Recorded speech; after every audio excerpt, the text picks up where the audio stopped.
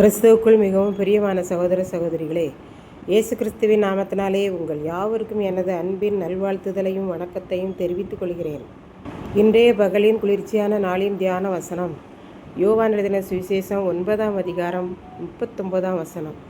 அப்பொழுது இயேசு காணாதவர்கள் காணும்படியாகவும் காண்கிறவர்கள் குருடராகும்படியாகவும் நியாய தீர்ப்புக்கு நான் இந்த உலகத்திற்கு வந்தேன் என்றார். இயேசு குருடனை பார்வையடைய செய்தார்.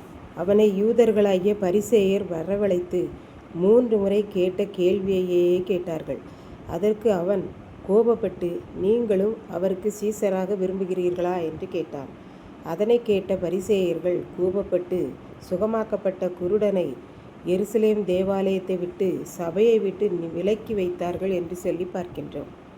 அவனை புறம்பாக்கினதை தள்ளிவிட்டதை இயேசு கேள்விப்பட்டு அவனை கண்டு, நீ தேவனுடைய குமாரனை விசுவாசிக்கிறாயா என்றார். அதற்கு அவன், யூதர்களாகிய பரிசேயர், நீ தேவனை விசுவாசி, இவன் தேவன் அல்ல, இவன் யோசேப்பின் மகன்தான், ஆகவே இவன் என்றென்றைக்கும் தேவனாக மாட்டான் என்று சொல்லி அவனை குழப்பி விட்டபடியால் அவன் இயேசுவிடம் கேட்கிறான், நான் அவரை விசுவாசிக்கும்படிக்கு அவர் யார், எங்கே இருக்கிறார் என்றார். இயேசு மறுமொழியாக, உன்னோடே பேசுகிறவர் அவர்தான் என்றார். உடனே அவன், ஆண்டவரே, உம்மை நான் விசுவாசிக்கிறேன் என்று சொல்லி அவரை பணிந்து கொண்டான். அப்பொழுது இயேசு, சரீரக் குருடரோ, மனதளவில் அவர் யார் என்று அறியாதவர்களோ, இயேசுவை பற்றி கேள்விப்படாதவர்கள் எல்லாரும் அவரை பார்க்கும்படியாகவும், எனக்கு தேவனை தெரியும், நாங்கள் தேவனைத்தான் விசுவாசிப்போம், உன்னை அல்ல என்று சொல்லுகிறவர்கள் இயேசுவை தேவன் என்று அறியாத குருடராகும்படியாகவும் நியாய தீர்ப்புக்கு நான் இந்த உலகத்திற்கு வந்தேன் என்று அவனிடம் கூறினார். அங்கே இருந்த பரிசேயர்களாகிய யூதர்களில் சிலர் இயேசு சொன்னதை கேட்டு, அப்படியானால் நாங்கள் எல்லாரும் குருடரா என்றார்கள்.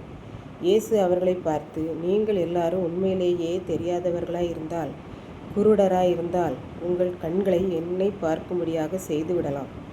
ஆனால் எங்களுக்கு ஏற்கனவே 2 கண்களும் நன்றாக தெரியும் என்றும், எங்களுடைய தேவன் யார் என்றும் எங்களுக்கு நன்றாக தெரியும் என்றும் நீங்கள் கூறுகிறபடியால் உங்கள் பாவம் உங்களோடே கூட நிலைத்திருக்கிறது. நாங்கள் நன்றாக காண்கிறோம் என்கிறீர்கள். ஆண்டவரே, எங்களால் உம்மை காண முடியவில்லையே என்றால் நான் காணாதவர்களை உடனே காணச் செய்ய முடியும் என்று இயேசு கூறினார்.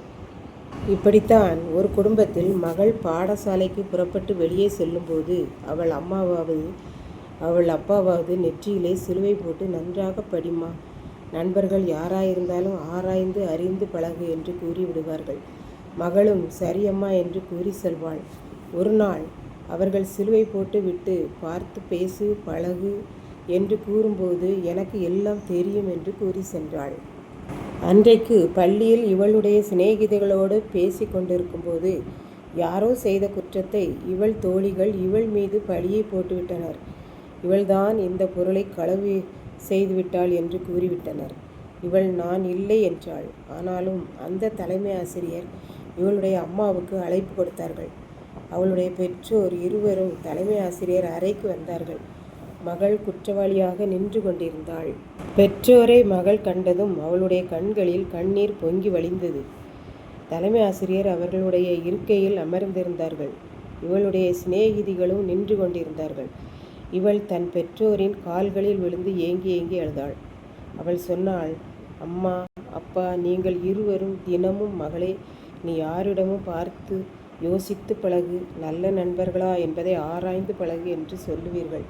ஆனால் இன்றைக்கு நான் எல்லாம் எனக்கு தெரியும் என்று கூறி உங்களை நான் உதாசீனப்படுத்தினேன். நீங்கள் கூறியது போல செய்யாத தவறுக்காக நான் மாட்டிக்கொண்டேன் அம்மா. நான் இன்று குற்றவாளியாக நிற்கிறேன் அம்மா என்று கூறினாள். இதை கேட்டுக்கொண்டிருக்கும் எனக்கன்பானவர்களே, இன்றைக்கும் இந்த மகளைப் போல நாம் எல்லாம் எனக்கு தெரியும் ஆண்டவரே, நீர் எனக்கு ஆலோசனை சொல்ல வேண்டாம் என்கிறோமா? பரிசேயர் அப்படித்தான் கூறினார்கள். எங்களுக்கு எங்களுடைய தேவன் இருக்கிறார், நாங்கள் அவரை விசுவாசித்து கொள்ளுவோம், நீர் எங்களுடைய தேவன் அல்ல என்று அவரை உதாசீனப்படுத்தினார்கள். அந்த குருடனைப் போல, ஆண்டவரே, நான் குருடன், எனக்கு கண் பார்வை இல்லையப்பா, உம்மை பார்க்கும் கண்களை எனக்கு தாரும் என்று கேட்போம். ஏனென்றால் நம் ஆண்டவர் சரீர ஆன்மீக கண்களால் காண முடியாதவைகளையும் காணும்படியாக செய்கிறவர். அவரை தேடுவோம், பார்வையடைவோம். கர்த்தர் தாமே இந்த வார்த்தைகளை ஆசீர்வதிப்பாராக. ஆமென். ஜெபம். அன்பின் ஆண்டவரே, இந்த அருமையான நல்ல நாளுக்காக நன்றி செலுத்துகிறேன். இப்போதும் இதை கேட்டுக்கொண்டிருக்கிற ஒவ்வொரு பிள்ளைகளும் தன்னை காணாதவர்களாக உம்மிடத்தில் அறிக்கையிட்டு உம்மை பார்க்கும்படியான கண்களை பெற்றுக்கொள்ள உதவி செய்தரணும். மீட்பர் இயேசு கிறிஸ்துவின் நாமத்திலே தாழ்மையோடு வேண்டிக் கொள்கிறேன் பிதாவே. ஆமென்.